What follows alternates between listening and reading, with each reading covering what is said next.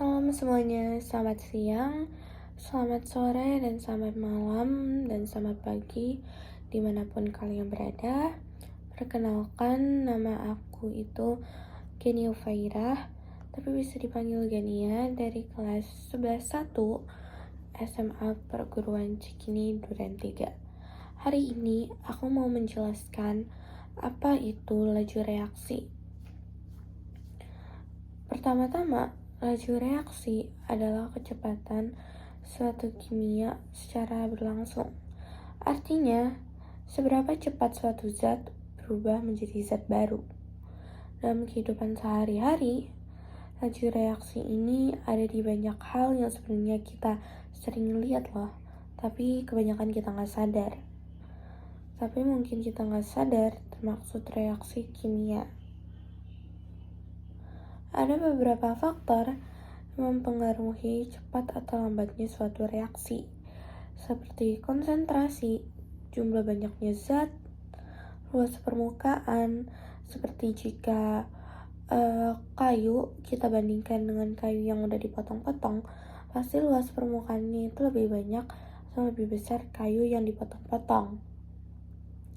Habis itu ada suhu atau delta T dan adanya katalis.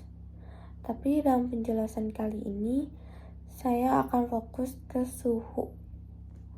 Sekarang mengapa suhu bisa mempengaruhi laju reaksi? Ketika suhu akan meningkat, energi partikel dalam zat juga meningkat. Sehingga ketika suhu meningkat, energi partikel juga akan meningkat juga, bukan menurun.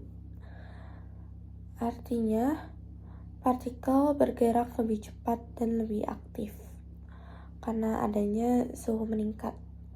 Karena gerakannya lebih cepat, partikel akan lebih sering bertumbukan satu sama lain.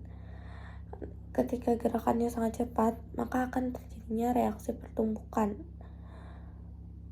Nah, dalam kimia, tumbukan antara partikel ini akan menyebabkan reaksi terjadi. Semakin banyaknya tumbukan yang terjadi, maka reaksi akan berlangsung lebih cepat.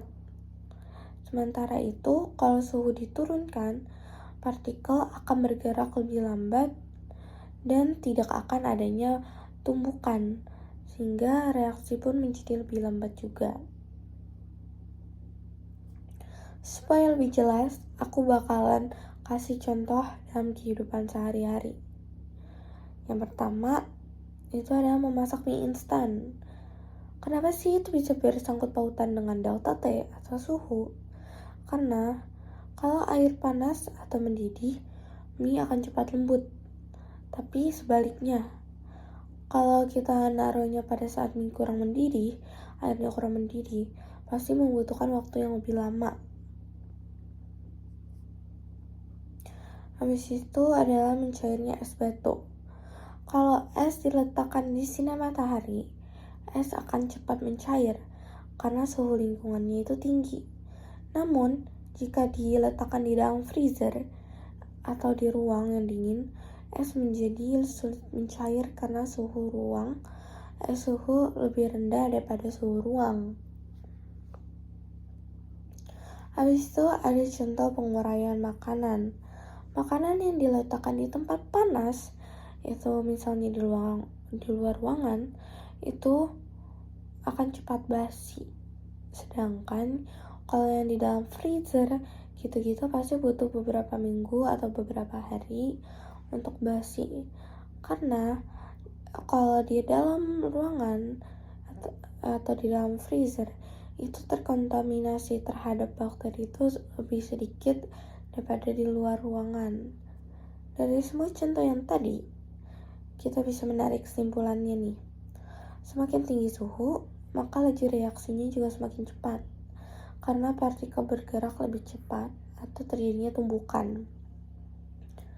Sebaliknya, semakin rendah suhu, laju reaksi makin lambat.